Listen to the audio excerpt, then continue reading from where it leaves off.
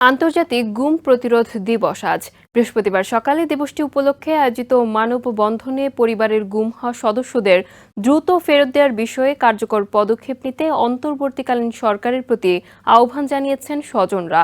এদিকে গণতন্ত্র ও মানবাধিকার ধ্বংস করে নিজেদের অপকর্ম ঢাকতে আওয়ামী লীগ সরকার আয়নাঘরের মতো অনেক নতুন শব্দের জন্ম দিয়েছে বলে মন্তব্য করেছেন বিএনপির স্থায়ী কমিটির সদস্য AZ Zahid Hossain.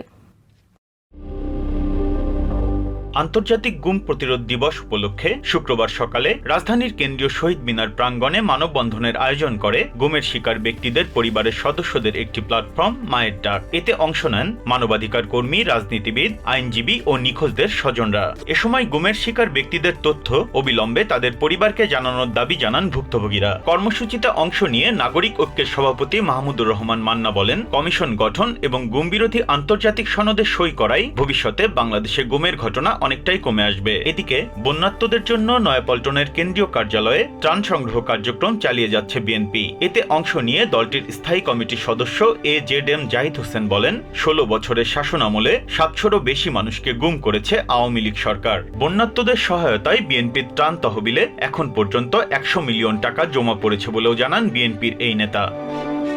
Biprajit Chanda, TVN 24 news desk.